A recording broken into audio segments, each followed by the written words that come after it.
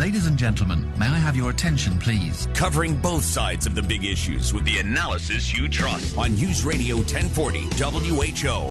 Americans kind of worried that AI will make things worse. There are some that think AI will make things better, and I suspect our guest, the AI expert, Matt Rosen, is one of them. Hi, Matt. How are you? Hey, I'm doing great. Thanks for having me on the show this evening. You are very welcome. So is AI going to make our lives better or worse? So I'm an optimist, so I believe AI is going to make our lives a lot better. I think there's a lot AI can do for us, from helping us cure diseases that were previously uncurable, taking over lots of mundane and repetitive tasks, really helping us be more creative and taking on a lot of the work that, frankly, humans don't want to do. But it comes with negatives as well. There's going to be a shift in jobs, like there always is with every technological change, but I err more to the side of the positive than the negative. Are you worried that these are going to become our robot masters? I am not. They're going to be our robot assistants. I don't know if you've played with ChatGPT or Gemini. These are the models that are out there today. They can make things a lot easier for you. No, I won't go anywhere near those websites. Nope. And look, I'm being serious now, okay? I'm an early adopter. I had a car phone, right, installed in my car before we got those phones that are very, very smart now. I was one of the very first people to have a car phone. I was the first person that I knew that had a Mac back in the 80s, right? I'm an early adopter. I won't go anywhere near this stuff. And one of the main reasons is Elon Musk is scared of it, and he has the biggest brain on the planet. He definitely has a big brain. A big ego as well, but I'm a big fan of what he's done. These things, like anything else, need to be regulated. They need to be checked on. They need to have lots of diverse thought in it to prevent bias. But when I look at what AI can do, I use it on a daily basis. It helps me craft emails, helps me put together presentations, helps me brainstorm new ideas, and be a lot more creative than starting with a blank sheet of paper. So I would say next time you want to figure out what to put on a radio show, you just ask ChatGPT, give you 20 great ideas, and one of them might actually be pretty good. The other 19 will probably be trash. Yeah, but I enjoy doing that. So I do as well. I don't need some machine to tell me what to put on the radio. so there's that. Have you? Long enough, you got lots of good ideas. Have you seen the movie iRobot? I have. It's been a while. Okay. Have you seen any of the Terminator movies? All of them. All of them. So, and you're still not worried that these are going to become our robot masters? No. In those movies, robots became sentient beings where they were aware of themselves. That's not the case with what we're dealing with today. What we're dealing with today are models that have fed lots of information. They can help you automate tasks. They can help you identify trends, and they can create content. But what they can't do is recognize that they are a machine and that we are beneath them. So I, for one, am not worried about Skynet taking over, planes falling from the skies, or any of the like. Now, of course, the guy responsible for Google's AI, he said, excuse me, this is sentient. And then they canned him. And it's interesting. It's interesting why they canned him, though, isn't it? Do you know why they canned him? I don't. Do you? Yes. They canned him because they said he was giving away company secrets. Interesting. Isn't it? Definitely interesting. Very interesting. I don't know if this happened, of course. I'll be back. But something happened. Something happened. I don't know if it was that, but something happened. Well, I can't speak to what happened. No, of course you can't. The guys Googled, but we're seeing a lot of productivity gains where we're using it.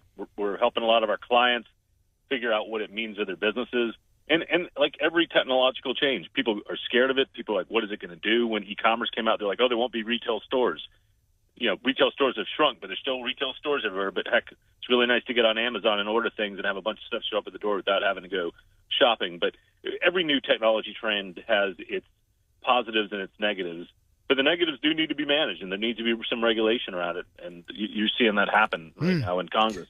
Okay, so let's talk about that. How can you regulate this? There's a number of ways. I mean, you need to have a lot of diverse thought going into it. You need to restrict how and when it can be used. You need to restrict, the types of, at what age do we start letting kids use it? I want my kids to learn how to do math. I want them to learn how to read. I don't want the robot to teach them. My kids aren't allowed to use it till they're in sixth grade, and they're going to use it very carefully. But like every technology, we have some students that are actually writing papers from it, and it's pretty easy to get caught. I mean, there was some lawyers that cited a bunch of different cases that didn't exist. So there will need to be some management and oversight of it, just like every other technology, just like everything else we have out there.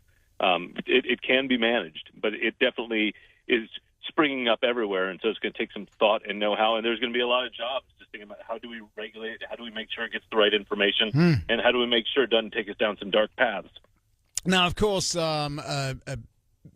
there's so much of my audio out there, right, that an AI could be developed that sounds identical to me and isn't me and can say things I would never say.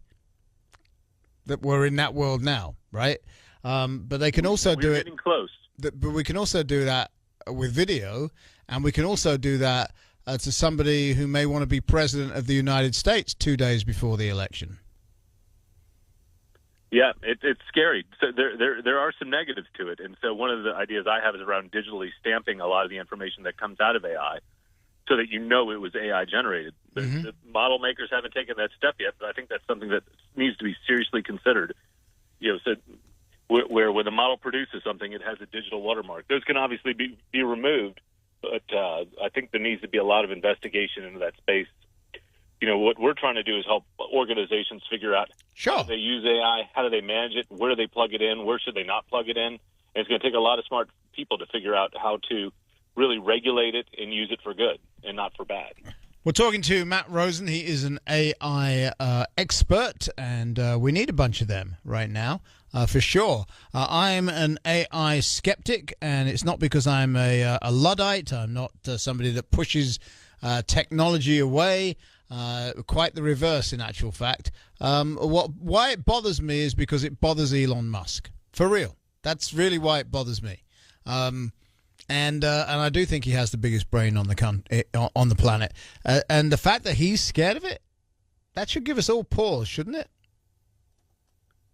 He incorporates AI into his cars, into his spaceships and everything else. So he hasn't stopped using it. It's here.